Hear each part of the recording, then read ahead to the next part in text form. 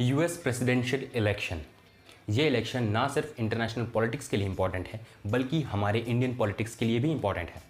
आप में से मैक्सिमम लोगों को एक जनरल आइडिया तो ज़रूर होगा कि यूएस में इलेक्शन होते कैसे हैं, लेकिन मैंने देखा है कि इसमें कई सारे मिसकंसेप्शन ज़रूर हैं बहुत लोगों को। जैसे कि वहाँ डायरेक्टली जनता इलेक्ट करती है प्रेसिडेंट को, ऐसा नहीं होता है, ये एक इनडायरेक्ट प्रोसेस होती है। हम इस वीडियो में ऐसी ही चीज़ों को देखेंगे और 5 सिंपल स्टेप में ये समझेंगे कि वहाँ इलेक्शन आखिर होते कैसे हैं। तो चैनल को सब्सक्राइब और वीडियो को लाइक करते हुए चलिए शुरू करते हैं।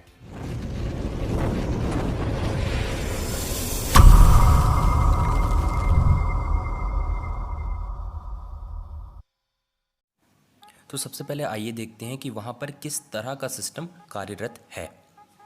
यूएस में प्रेसिडेंशियल सिस्टम का इस्तेमाल किया जाता है। इस सिस्टम में जो इलेक्टोरेट होते हैं वो प्रेसिडेंट और लेजिस्लेचर दोनों को चुनते हैं, यानी कि वोटर्स हैं वो दोनों को चुनेंगे और प्रेसिडेंट जो है वो आगे जाके कैबिनेट मिनिस्ट्री बनाएगा। तो इसमें कैबिनेट मिनिस्ट्री प्रेसिडेंट के द्वारा बनाई जाती है। अब देखते हैं कि ये पोटस क्या होता है। पोटस एक्चुअली कहलाता है president of the United states. इसके पावर्स क्या क्या होते हैं? हेड ऑफ स्टेट होता है, हेड ऑफ गवर्नमेंट होता है, हेड ऑफ एग्जीक्यूटिव ब्रांच होता है and commander in chief of arm forces भी होता है। यानी कि हमारे यहाँ के प्रेसिडेंट और प्राइम मिनिस्टर की अथॉरिटी मिला के होती है इसके पास। अब थोड़ा सा देख लेते हैं वहाँ की पार्लियामेंट के बारे में। वहाँ के पार्लियामेंट को कहते हैं यूएस कांग्रेस और ये सीनेट और हाउस ऑफ रिप्रेजेंटेटिव को मिला के बनती है। और ये अपर हाउस और लोअर हाउस जैसे हमारे यहाँ होते हैं वैसे वहाँ भी ये वही कहलाया जाता है। अपर हाउस में होते हैं 100 मेंबर्स और लोअर हाउस में होते हैं 435 मेंबर्स। अब देख लेते हैं वहाँ की पार्टीज़ के बारे में। वहाँ पर 2 पार्टी सिस्टम है, यानी कि 2 ही पार्टियाँ होंगी। तो पहली है डेमोक्रेटिक पार्टी, इनका लोगो है वो है डोंकी का और ये कहे जाते हैं लिबरल्स वहाँ पे। और जो फेमस कुछ इनके जो राजनेताओं के नाम हैं वो हैं बराक ओबामा, हम सब जानते हैं, बिल क्लिंटन हो गए, जॉन एफ कैनेडी हो गए और हिलेरी क्लिंटन। ये सबसे पुरानी पार्टी है वहाँ की।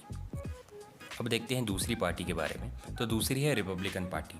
इसको कहा जाता है ग्रैंड ओल्ड पार्टी। हालांकि इसकी स्थापना 1850 में हुई है, लेकिन फिर भी इसको ग्रैंड ओल्ड पार्टी कहते हैं। और इनका चुनाव चिन्ह होता है एलिफेंट। और ये कहा जाता है ये कंजर्वेटिव माइंडसेट के होते हैं, यानी कि जैसे डेमोक्रेटिक पार्टी लिबरल्स कहलाती हैं वैसे ये कंजर्वेटिव्स कहलाते हैं।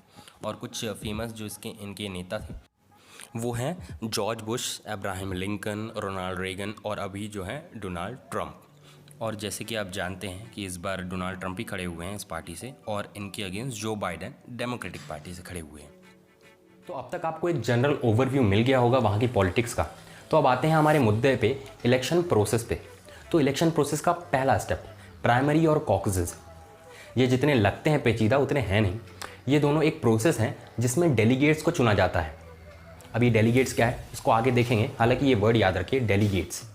तो प्राइमरीज एक ऐसी प्रोसेस है जिसमें डेलीगेट्स को चुना जाता है बैलेट पेपर की मदद से।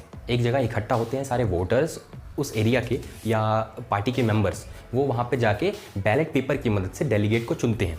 और अब दूसरा जो टर्म है कॉकसेस में होता ये है कि जो टाउन हॉल होता है या कोई ऐसा गैदरिंग का एरिया जहाँ पर वोटर्स और पार्टी मेंबर्स एक जगह मिल सकें, वहाँ मिलते हैं और हाथ उठाकर समर्थन व्यक्त करते हैं कि हाँ मैं इसके समर्थन में हूँ और मैं इसके समर्थन में हूँ।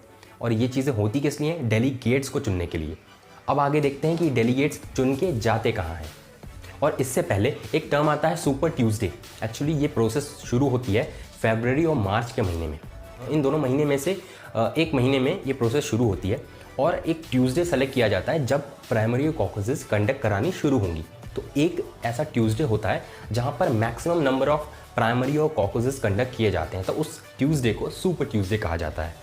दूसरा step national convention. National convention आपने बहुत सुना होगा कि आज नेशनल कन्वेंशन हुई यूएस में, ऐसा आपने अभी तक सुनते आ रहे होंगे। एक्चुअली ये होता ये है कि जो डेलीगेट्स चुन के आते हैं वो नेशनल कन्वेंशन में जाते हैं और उस नॉमिनी को चुनते हैं जो प्रेसिडेंट के लिए खड़े होने वाला है। मतलब कि जिसको प्रेसिडेंट के चुनाव में लड़ाना होता है उसको डेलीगेट्स चुनते हैं। और डेलीगेट्स किससे चुन के आते हैं? जनता से। तो जनता डायरेक्ट ना नॉमिनी को चुन रही है और अभी आगे देखेंगे कि प्रेसिडेंट को भी वो डायरेक्टली नहीं चुनती है। ये यूजुअली जुलाई के महीने में कंडक्ट किए जाता है। अब तीसरा आता है कैंपेनिंग और डिबेट्स। ये यूएस के इलेक्शन में बहुत मायने रखती हैं। ये कैंपेनिंग और डिबेट्स जुलाई से अक्टूबर के महीने तक चलती रहती हैं। कैंपेनिंग चलती है और अक्टूबर में होती हैं डिबेट्स। 3 टीवी डिबेट्स होती हैं जहाँ पर जो दोनों कैंडिडेट होते हैं एक डेमोक्रेटिक पार्टी का और एक रिपब्लिकन पार्टी का। इन दोनों के जो फाइनल उम्मीदवार होते हैं प्रेसिडेंट के इलेक्शन के लिए, वो आमने सामने आते हैं और अपने अपने मोटिव्स बताते हैं, अपनी अपनी आइडियोलॉजी समझाने की कोशिश करते हैं और एक दूसरे पे सवाल भी उठाते हैं। तो अब आता है चौथा सबसे बड़ा स्टेप, जनरल इलेक्शन। ये कंडक्ट किया जाता है पहले मंडे के जो बाद वाला ट्यूसडे होता है। मतलब ये एक्चुअली नवंबर में कंडक्ट किया जाता है जनरल इलेक्शन। तो नवंबर का महीना मान लीजिए ट्यूसडे से ही शुरू हो रहा है, तो उस ट्यूसडे नहीं होगा। अब इसके आने वाला जो मंडे होगा, फर्स्ट मंडे के बाद वाला जो ट्यूसडे होता है, उसमें जनरल इलेक्शन कंडक्ट किए जाते हैं। यहाँ पर फिर से जनता की बारी आती है इलेक्टर्स को चुनने के लिए।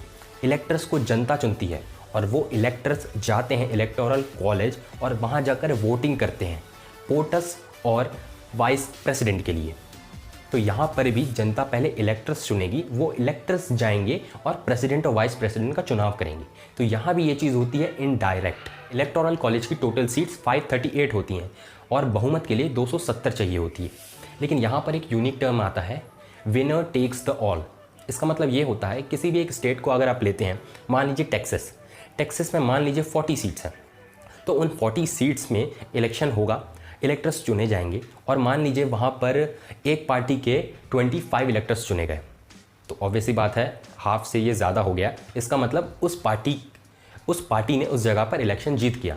तो वहाँ पर वो 25 इलेक्टर्स नहीं जाएंगे, वहाँ पर होगा ये कि वहाँ पर जो जीतती है पार्टी वो पूरे के पूरे 40 सीट्स काउंट की जाएंगी। तो वोटिंग की प्रक्रिया होने के बाद होता है काउंटिंग होता है जनवरी के फर्स्ट वीक में और ये काउंटिंग करती है वहाँ की कांग्रेस पार्टी, नहीं वहाँ की पार्लियामेंट को कहते हैं यूएस कांग्रेस। तो वो कांग्रेस काउंट करती है वोट्स और उसके बाद डिसाइड हो जाता है कि कौन बना है नया प्रेसिडेंट। तो अब पांचवा लास्ट स्टेप होता है इनॉग्रेशन। इनॉग्रेशन की डेट फिक्स होती है 20 जनवरी। हर साल इसी दिन इनॉग्रेशन होता है, यानी कि इसी दिन व्हाइट हाउस में वाशिंगटन डीसी में जो नया इलेक्ट हुआ प्रेसिडेंट है वो शपथ लेगा। शपथ ग्रहण समारोह की डेट एक फिक्स है और वो सालों से चली आ रही है। तो अब यहाँ पर आपका एक सवाल आ सकता है कि ये इतना लंबा प्रोसेस क्यों है कि फरवरी मार्च में जहाँ प्राइमरी और कॉकसेस शुरू हुए हैं और यहाँ जनवरी, वो भी अगले साल की जनवरी में जाकर इलेक्ट हो रहा है प्रेसिडेंट। एक्चुअली ये बहुत समय से चल रहा है, 1970s 80s से ये प्रोसेस चल रही है। तो उस समय ट्रांसपोर्टेशन इतना अच्छा नहीं था, प्लस वहाँ लोगों को आना पड़ता था बहुत दूर दूर से वोट देने के लिए। उसके बाद फिर वो ये पूरा बैलेट इकट्ठा होकर फिर जाता था वॉशिंगटन डीसी, वहाँ पर फिर पार्लियामेंट उसको करती थी काउंट और उसके, तो ये चीज़ बहुत लंबा प्रोसेस था, उस समय बहुत समय लगता था। तो अभी भी ये वैसे ही चलता आ रहा है कि एक फिक्स कर दिया है कि हाँ इतने समय इलेक्शन चलेगा। तो ये था एंड इस वीडियो का। कैसा लगा वीडियो हमें कमेंट सेक्शन में ज़रूर बताइएगा। अच्छा लगा तो लाइक करिएगा और नए आए हैं तो सब्सक्राइब किए बिना नहीं जाइएगा। थैंक यू, जय हिंद।